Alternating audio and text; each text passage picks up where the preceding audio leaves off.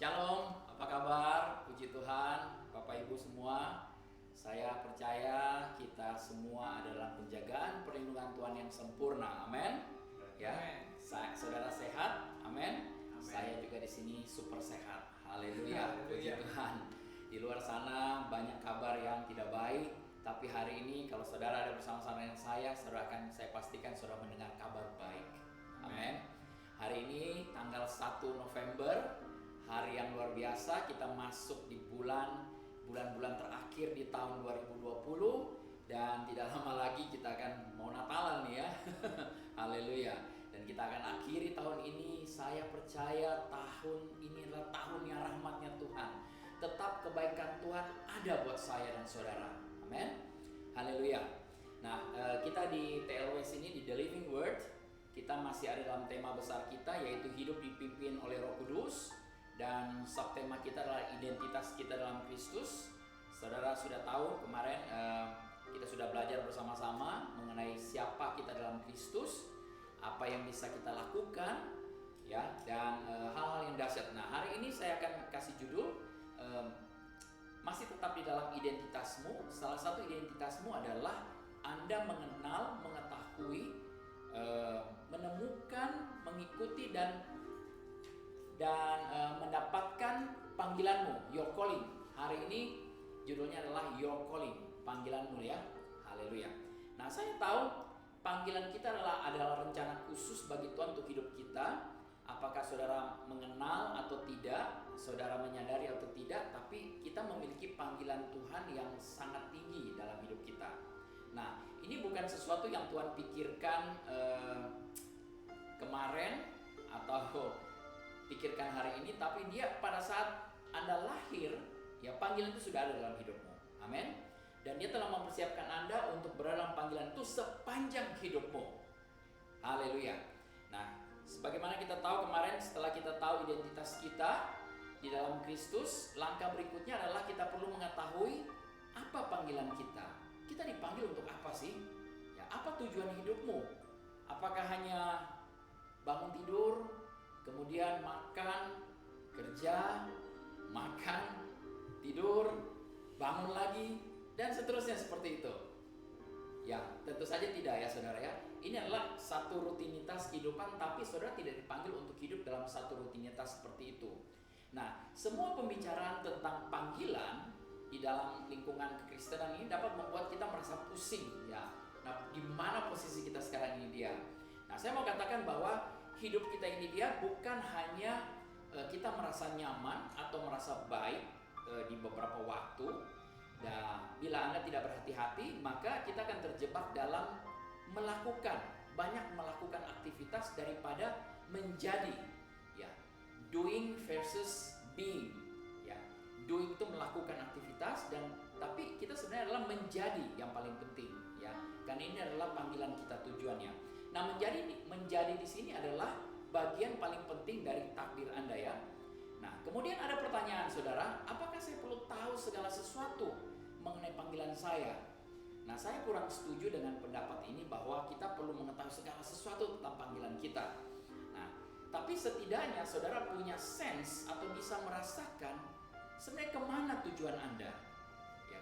Apa panggilanmu? Nah, mari kita buka sama-sama di dalam Kisah Rasul pasal 20 ayat 22 sampai 24. Di sini kita akan baca sama-sama mengenai seorang yang bernama Paulus, ya, seorang yang luar biasa sekali.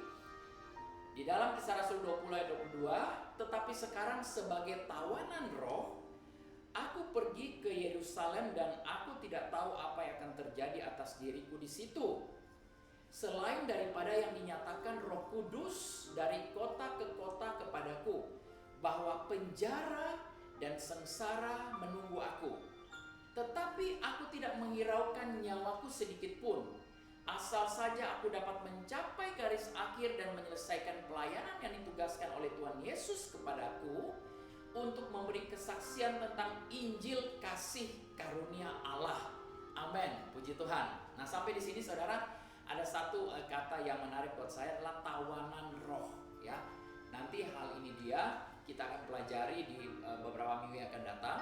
Nah, apa arti artinya Paulus mengatakan dia di sini sebagai tawanan roh? Di dalam New King James, berkata bahwa and see, now I go bound in the spirit to Jerusalem, not knowing the things that will happen to me there. Jadi Paulus di sini berkata bahwa dia ditawan oleh Roh Kudus, tapi dia tidak tahu apa yang akan terjadi. Dia tahu bahwa dia harus pergi ke Yerusalem, tapi dia tidak tahu apa yang akan terjadi di sana.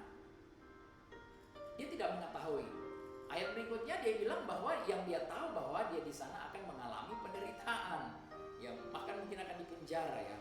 Nah di dalam kitab Amplified, versi Amplified berkata begini, and now you see I'm going to Jerusalem, bound by the Holy Spirit and obligated, compelled by the conviction of my own spirit, not knowing what will befall me there, ya.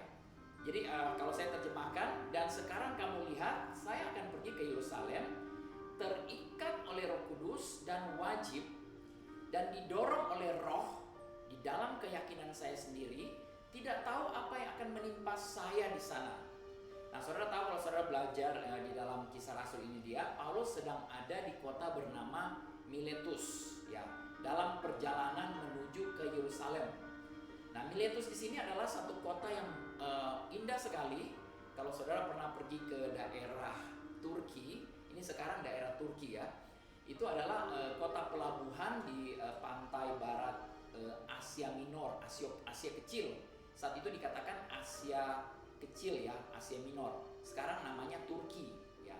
Nah, dia memperhatikan sekali bahwa dia ada di kota ini tapi dia tahu dia akan ke Yerusalem, tapi dia mengingat kepada para penatua-penatua yang ada di kota Efesus.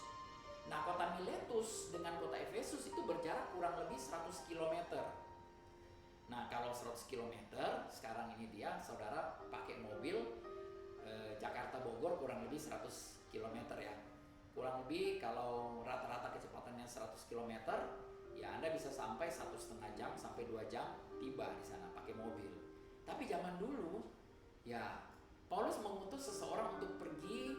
Dia lebih mementingkan para penatua-penatua yang ada di Efesus. Untuk apa? Untuk dia mau sampaikan tentang Injil kasih karunia. Ini adalah panggilan dia, ini yang paling penting.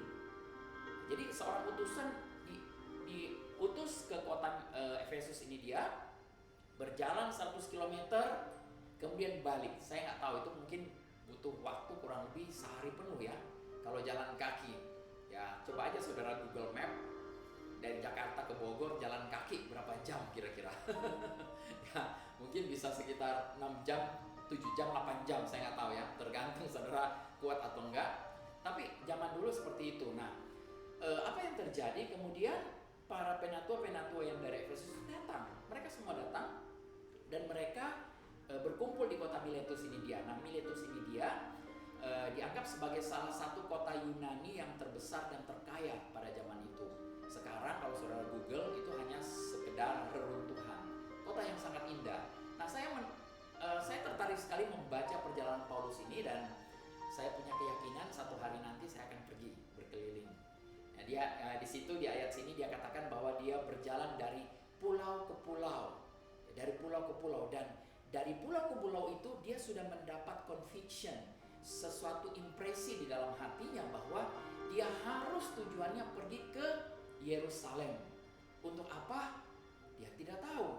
Tapi yang dia tahu, dia di sana dia akan menderita. Tapi sekarang dia tahu bahwa tujuannya yang dia ada di kota Miletus itu adalah untuk memberitakan Injil kasih karunia. Puji Tuhan. Jadi saudara, Paulus mengetahui bahwa penderitaan dan penganiayaan saja yang akan menantinya ya.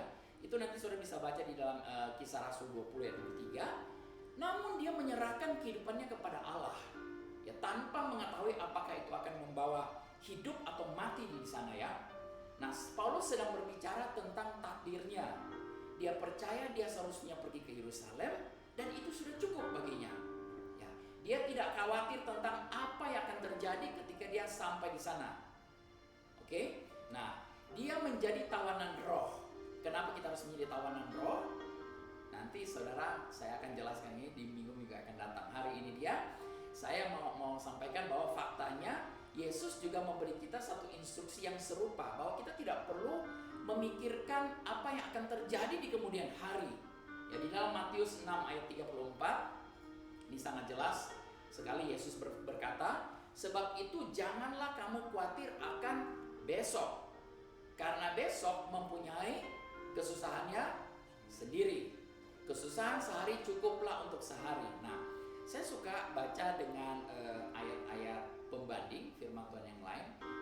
Saudara perhatikan dalam versi New King James berkata seperti ini, therefore do not worry about tomorrow, for tomorrow will worry about its own things. Karena besok itu ada punya kekhawatiran akan keesokannya itu tersendiri. Ya, sufficient for the day is its own troubles. Jadi susah untuk hari ini cukup untuk hari ini. Jadi trouble untuk hari ini saja. Nah, versi The Message berkata seperti ini. Give your entire attention to what God is doing right now. Ya. Berikan seluruh perhatianmu pada apa yang Tuhan sedang lakukan saat ini, sekarang ini. And don't get worked up about what may or may not happen tomorrow. Ya, dan jangan khawatir tentang apa yang mungkin atau mungkin tidak terjadi. Mungkin terjadi, mungkin tidak terjadi besok. Haleluya. Tuhan akan menolong engkau untuk menghadapi hal-hal yang sesulit apapun yang muncul ketika itu muncul pada saatnya nanti. Amin. Nah, saudara, kalau saudara baca ayat ini dia berarti apakah salah kalau kita memiliki satu visi? Tidak. Saya katakan tidak salah saudara memiliki visi. Apakah salah jika kita ingin tahu apa langkah selanjutnya? Tidak salah juga. Tapi jika di dalam pikiranmu, dalam kepalamu hanya ada masa depan saja, saya bisa pastikan engkau akan kehilangan takdirmu atau panggilanmu untuk hari ini, saat ini. Saudara, kita tadi sudah pelajari bahwa Paulus tahu bahwa dia harus ke Yerusalem. Tapi dia juga tahu bahwa apa yang harus dia lakukan hari ini. Dia harus memanggil para penatua untuk datang untuk menyampaikan kasih karunia, Injil kasih karunia ya. Nah, saudara tahu saat sekarang ini dia musuh kita bukan untuk masa depan kita ya. Nah, kita harus fokus bukan melakukan tapi menjadi ya. Nah, untuk mengetahui fokus seseorang, tanyakan pada dirimu sendiri. Saya pengen tahu saudara fokusnya pada apa. Kalau engkau mensyukuri untuk hari ini, untuk apa yang engkau miliki hari ini, berarti Anda fokus kepada panggilannya. Amin. Nah, ucapan syukur ini dia adalah suatu hal yang sangat powerful, sangat luar biasa, saudara. Saudara bisa berpikir nggak apa yang terjadi seandainya saudara tidak dilahirkan kembali, tidak dilahirkan baru hari ini? Nah, Anda mungkin akan menghabiskan kekekalan di neraka. Ya, haleluya. Jadi panggilan apa yang ada? Sorry ya. Jadi kalau saudara berpikir bahwa hari ini saudara tidak percaya kepada Yesus, apa yang akan terjadi nanti? Jadi berterima kasihlah kepada Tuhan atas bahwa Anda sudah lahir baru. Anda sudah memiliki keselamatan. Ya, berterima kasihlah kepada Tuhan atas semua peluang yang sudah Anda dapatkan hari ini. Berterima kasihlah kepada Tuhan atas kesembuhan yang Anda terima pada hari ini. Amin. Bersyukurlah bahwa bilur-bilur Yesus engkau sudah sembuh hari ini, bukan nanti, bukan besok. Amin. Mulailah lihat bahwa tubuhmu itu pulih hari ini. Mulailah lihat bahwa Anda sudah diberkati hari ini. Mulailah Anda melihat bahwa Anda sudah makmur saat ini, bukan nanti setelah Anda memiliki ratusan miliar. Tidak.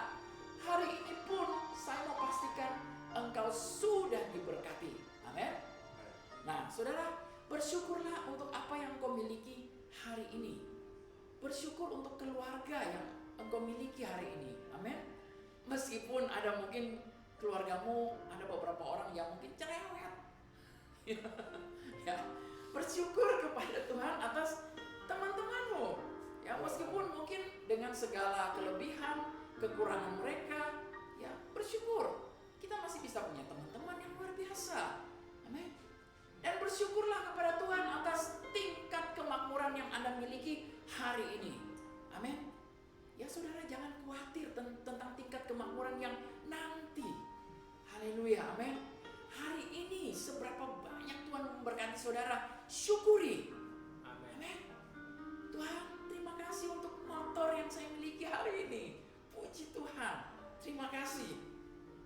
Bukan saudara bersyukur, Tuhan terima kasih nanti saya akan punya Harley Davidson. Bukan nanti, haleluya. Tapi sekarang ini pun, kalau saudara masih punya sepeda, terima kasih Tuhan. Haleluya, saya bisa pergi ke Bogor naik sepeda. Haleluya. Puji Tuhan. Jadi, tahu kalau saudara ya, ketika saudara fokus pada sesuatu hal ya, pikiran saudara itu seperti teropong. Ya, ketika saudara fokus pada satu hal itu kan menjadi besar. Amin. Nah, tahu ketika saudara mulai membesarkan Tuhan, mulai mengucap syukur untuk sesuatu hal yang kecil sekalipun, puji Tuhan, terima kasih Tuhan. Tuhan semakin dibesarkan, semakin dibesarkan, semakin dibesarkan. Dan tiba-tiba Anda tidak menyadari bahwa masalahmu semakin lama semakin kecil, dan semakin kecil. Amin. Karena engkau fokus pada apa? Pada Tuhan yang besar, pada Allah yang besar. Amin. Jika Anda fokus pada sakit penyakit, maka apa yang terjadi? Sakit penyakit yang akan semakin besar dan semakin besar. Haleluya. Saudara tahu, saya sampaikan kepada saudara beberapa waktu yang lalu saya juga pernah sakit, ada lutut yang sakit, macam-macam sakit. Tapi apakah saya fokus kepada hal itu? Tidak. Ya, saya pernah bersaksi bahwa 3 hari menjelang saya mau pergi ke luar negeri, suatu perjalanan yang saya sudah rancangkan jauh-jauh hari, saya sudah membayangkan, wah saya mau jalan-jalan, saya mau naik gunung, waduh, tiba-tiba lutut saya sakitnya minta ampun. Naik tangga saja saya nggak bisa naik. Saya pikir bagaimana saya bisa jalan-jalan, bisa enjoy. Tapi hari itu juga saya memilih untuk percaya bahwa bilur-bilur Yesus sudah menyembuhkan kaki saya. Nah, saudara tahu apa yang terjadi? Apakah saya langsung sembuh seketika itu juga? Hari besoknya lebih sakit lagi. Malah saya pelan-pelan naik tangga, aduh.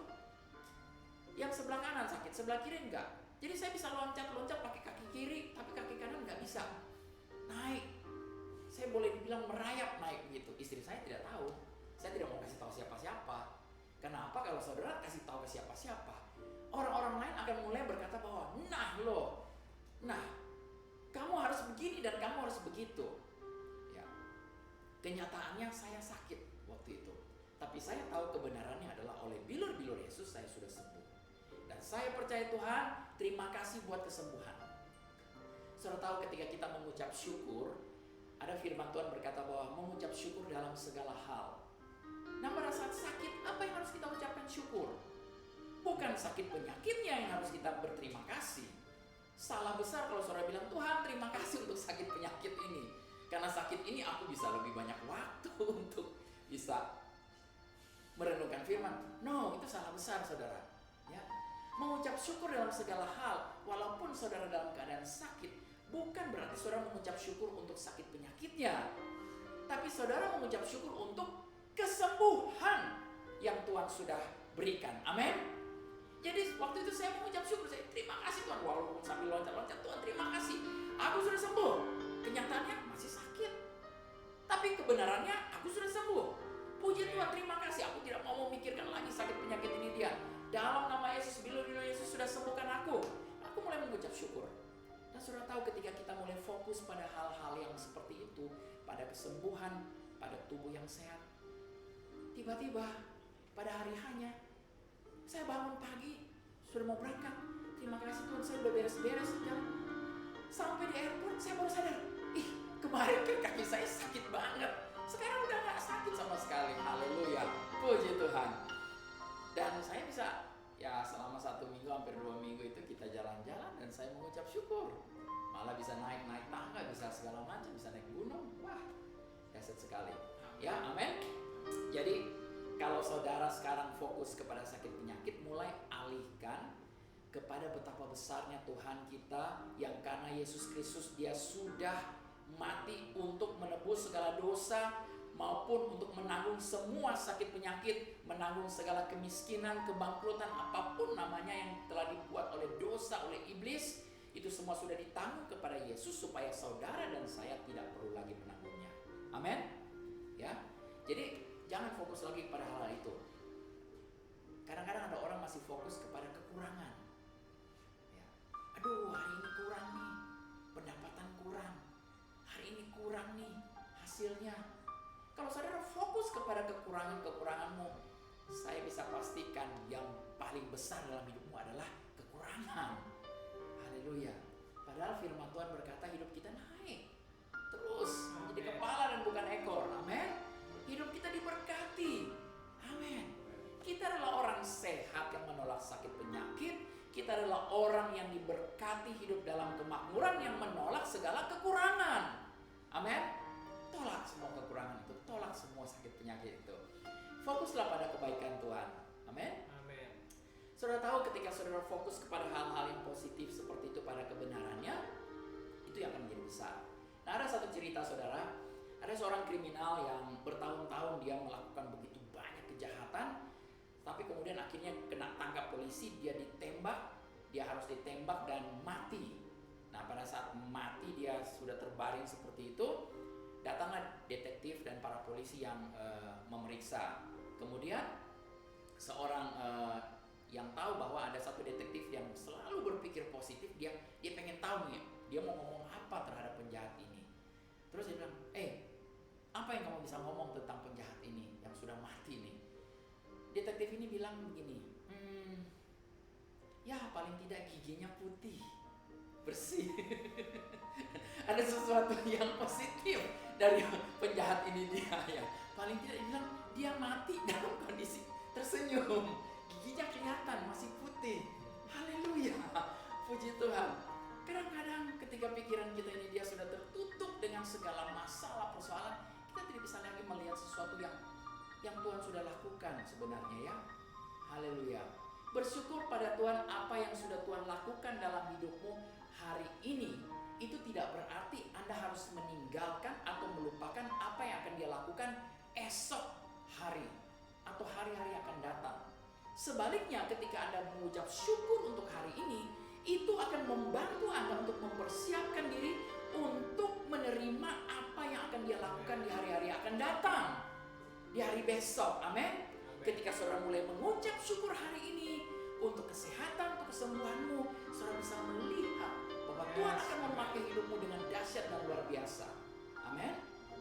Nah saudara, saya perlu mengingatkan saudara bahwa ada musuh nih, ya ada musuh yang selalu mencoba untuk membuat apa yang terjadi dalam hidupmu ini dia kelihatan biasa-biasa saja, tidak ada perubahan tuh. Ya. Walaupun saudara percaya Tuhan terima kasih untuk kesembuhan, tapi sakit. Musuh akan selalu mengingatkan kepada kenyataanmu. Amin. Haleluya. Musuh akan selalu mengatakan bahwa, lihat tubuhmu, lihat dompetmu, rekening bankmu. Haleluya. Ya, saya mau ingatkan, dia selalu mau ingatkan seperti hal itu dia. Tapi kita perlu ingatkan kepada musuh kita ini bahwa, kamu lihat apa yang sudah Yesus lakukan 2000 tahun yang lalu? Ya, dia sudah mati di atas kayu salib untuk saya loh. Amin. Supaya apa? Supaya saya tidak perlu lagi tanggung semua hal ini dia. Amin. Haleluya. Jadi musuh itu akan selalu membuat fokus kita kepada masalah, dan kemudian kita akan khawatir dengan hal-hal apa yang akan terjadi pada masa yang akan datang. Nah, di dalam Matius 6 ayat 27 ya, ini ada satu ayat yang luar biasa. Matius 6 ayat 27 berkata begini, siapakah di antara kamu yang karena kekhawatirannya dapat menambahkan sehasta saja pada jalan hidupnya? Sehasta itu dia kurang lebih 1 meteran lah ya. Nah, versi NIV-nya berkata bahwa who of you by worrying can add a single hour to his life. Jadi siapa di antara Anda karena khawatir bisa menambah 1 jam hidupmu? Jangankan 1 jam, 1 menit, 1 detik pun saudara tidak bisa tambahkan. Amin.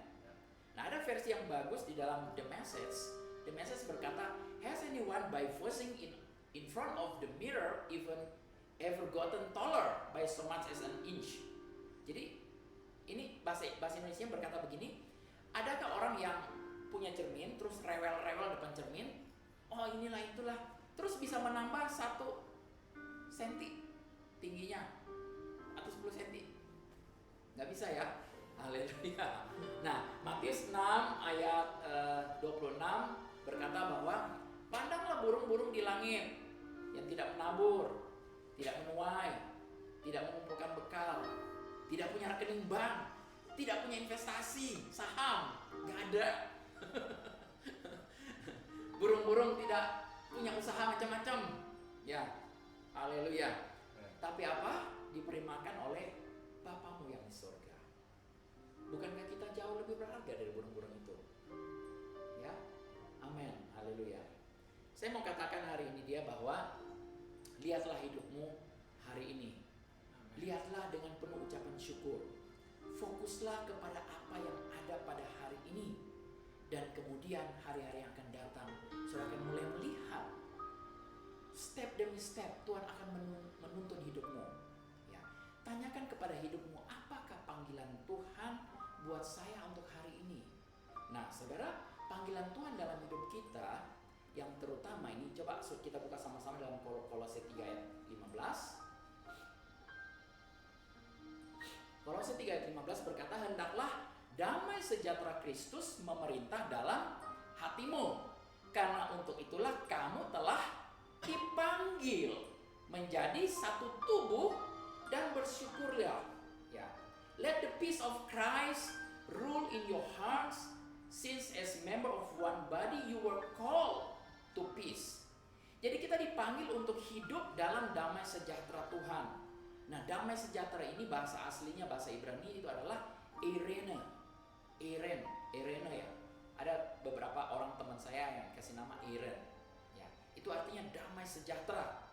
Ya, sama seperti kata shalom juga. Itu berarti damai sejahtera, berkelimpahan, lengkap, komplit, sukses, sehat, sembuh, makmur, aman, sejahtera. Itu arti sebenarnya. Ya. Dalam Yohanes 14 ayat 27, Yohanes 14 ayat 27 berkata, damai sejahtera kutinggalkan bagimu. Ini Irene ini, ya. Irene ini diberikan. Jadi kita dipanggil untuk memiliki damai sejahtera ini. Damai sejahtera kutinggalkan bagimu, damai sejahteraku kuberikan kepadamu. Dan apa yang kuberikan tidak seperti yang diberikan oleh dunia kepadamu. Janganlah gelisah dan gentar hatimu. Nah, jadi panggilan Tuhan yang terutama dalam hidupmu adalah untuk menerima, untuk menyadari bahwa ada Irene, ada damai sejahteraku. Damai sejahteraku ini adalah satu pribadi yang luar biasa. Damai sejahtera Tuhan itu diberikan kepadamu, kepada saya. Amin. Jadi dia memanggil kita, ini adalah panggilan kita yang pertama terutama adalah untuk menerima terlebih dahulu damai sejahteranya. Amin. Saya percaya saudara mungkin berpikir panggilan, wah saya dipanggil untuk menjadi dokter, saya dipanggil untuk menjadi evangelis, saya mungkin dipanggil untuk menjadi pengusaha. Benar, itu tidak salah saudara. Tetapi yang paling pertama adalah ada damai sejahtera. Kita dipanggil untuk menjadi satu tubuh dengan Kristus supaya apa? Kita bisa menerima damai sejahtera yang dari Tuhan ini, damai sejahtera Yesusnya. Nah, saudara, tadi saya bicara soal Paulus. Saya tidak tahu bagaimana caranya Paulus mati, tidak disebut di dalam Alkitab. Ada beberapa referensi mengatakan bahwa beberapa para ahli teolog berkata bahwa Paulus itu mati karena mati sebagai martir, ya. Nah, tapi saya tidak begitu peduli bagaimana dia mengalami kematian. Tetapi ada satu hal yang saya sangat suka dari Paulus. Di bawah inspirasi oleh Roh Kudus, dia menulis dalam kitab Filipi 1 ayat 21 sampai 24. Kita baca sama-sama ya. Filipi 1 ayat 21 sampai 24. Karena bagiku hidup adalah Kristus dan mati adalah keuntungan. Tetapi jika aku harus hidup di dunia ini, itu berarti bagiku bekerja memberi buah. Paulus tahu bahwa dia dipanggil untuk bekerja memberi buah.